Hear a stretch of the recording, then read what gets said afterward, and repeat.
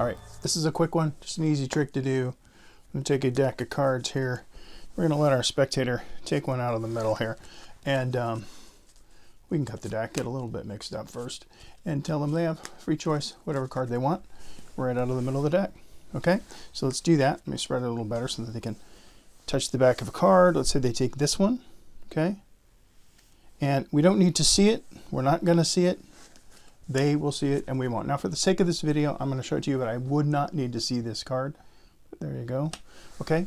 Now, tell them I'm gonna have you lose this card. Let me give you a little packet of cards, just shuffle into that. So, and I'm not gonna look at them, so you'll take this. Let's see, 1, 2. Not like that, that's good enough. Now you take those cards and your card and shuffle them up and get them all mixed up. So there's no way I can know which one of these was your card, right? So you give them a whole packet of cards to work with. And we're gonna do this, all right. And then they can mix them up. I'm just doing it here. But then once they get them mixed up, I give them back to you. You gotta try and find that card, right? Nothing could be more fair. Put the cards were face down. They took out a random card. We gave them a packet of cards. They mixed them up. And yet I'm gonna somehow be able to find their card. Now, for the sake of this tutorial, I'm just gonna tell you without going into a lot of detail, I'm gonna be able to know their card almost immediately because of the method that I'm using, a method you're probably familiar with, but I'm gonna show you how this works. So I'm gonna look at this and I'm gonna just do a small calculation. First of all, I know that their card is a 5. I know that just by looking at that quickly.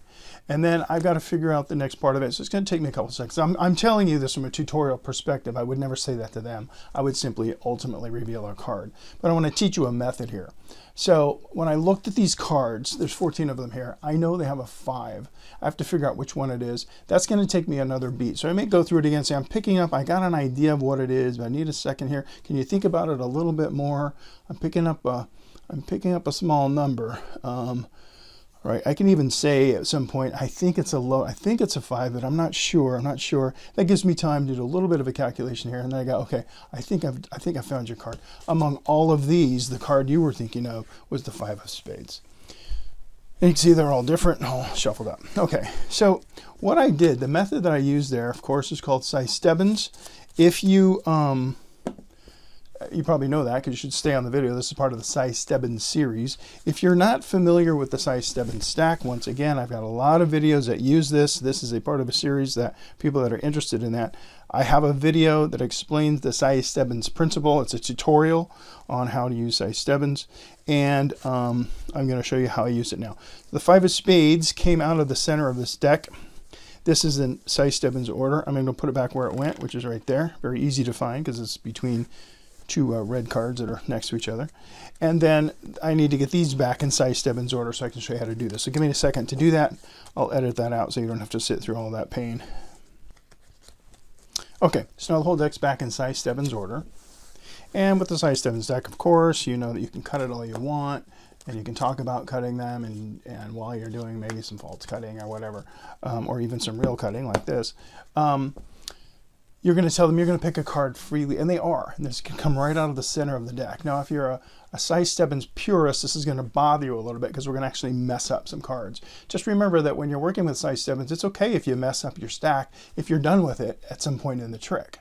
It doesn't need to stay in Stebbins order unless you're doing a video tutorial like me or you're practicing and you want to keep resetting it. But when you're actually performing, it's okay to mess it up if you're done using the stack itself. And that's kind of what happens here. So it doesn't matter what order they're in now. I mean, it doesn't matter the cycle or which cards are on top or bottom. They're going to take one out of the middle. Now when they do, think about this. So they're taking a card here. We don't see what this card is. For the sake of this tutorial, we'll look at it. So in this case, it's a 2 of clubs. I don't know that they've chosen the 2 of clubs though. What I'm going to do, and you'll notice I scooped them back up, which really messes up the deck because there's a 2 of clubs out of the center of there that's out of order. That's okay. That's actually going to help us.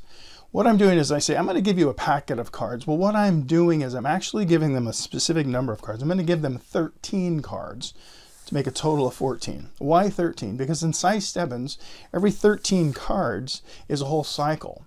Every one of those 13 cards, in fact, is a different value. There will not be any repeats in the 13. So I'm going to count out 13 cards. I'm going to do it like this for you right now. 1, 2, 3, 4, 5, 6, 7, 8, 9, 10, 11, 12, 13. I would not count out loud for them.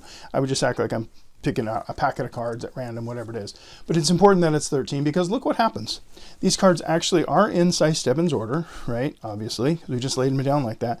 But remember, since it's the 13 sequence, there's no two cards with the same value. That tells me that when another card gets introduced to this packet from another part of the deck, it's going to create a problem. It's going to be out of sequence.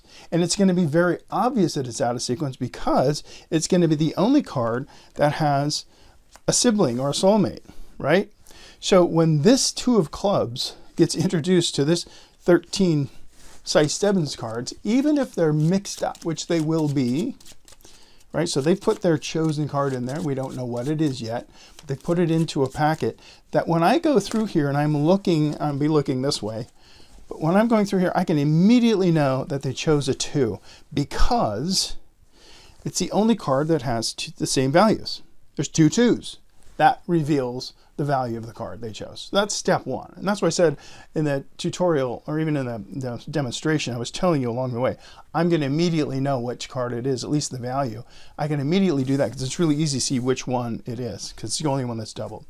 But how do I know it's the 2 of clubs or the 2 of spades? You don't really know that right off the bat. I have to do a little bit of Stebbins study. So if I'm working with the possibility of a 2 of clubs and a 2 of spades, what am I going to do? I have to know my Stebbins order. I'm going to think about what was the card before a 2. It's either going to be a queen of hearts or it's going to be what would come before the 2 of clubs would be the queen of diamonds. It's either going to be the queen of hearts or the queen of diamonds, right? That's what I've got here.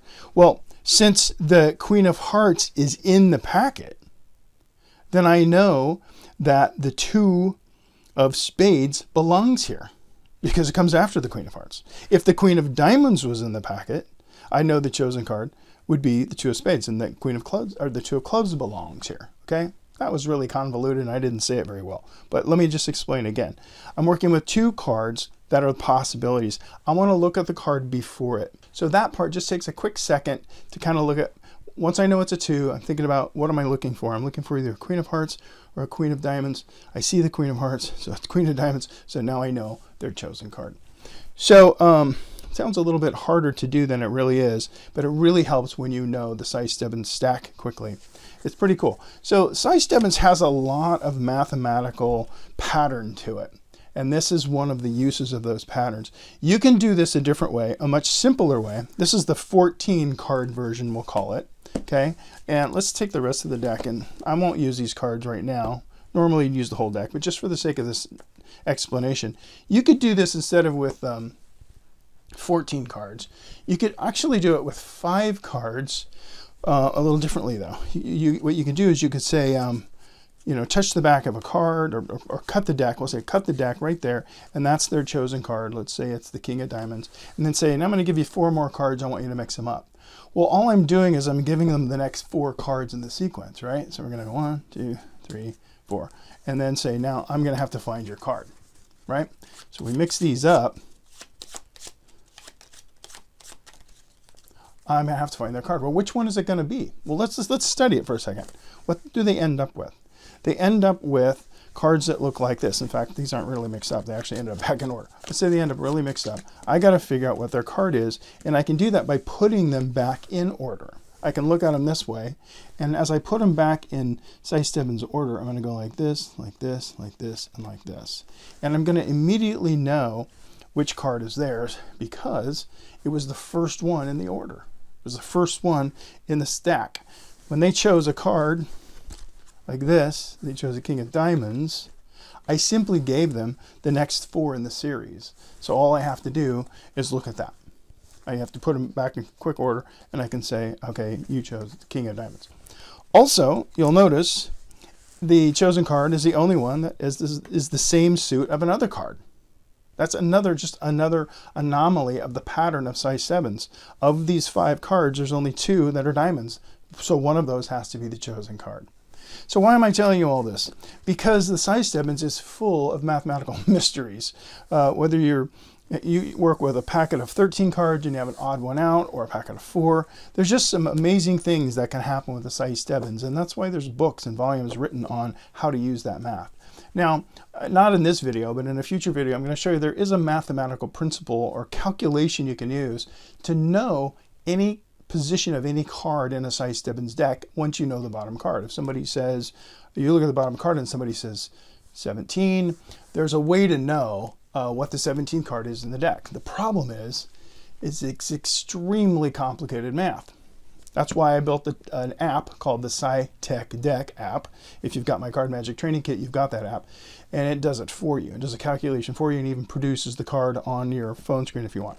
So there's a lot of things you can do with, if you're kind of a math nerd, it helps, because these patterns and these mathematical principles really are powerful. Combine that with some false shuffling and some misdirection, and you can make the size Stebbins deck something absolutely powerful in your arsenal of card tricks. Okay, so I hope that little lecture helps you play around some more with the size Stebbins.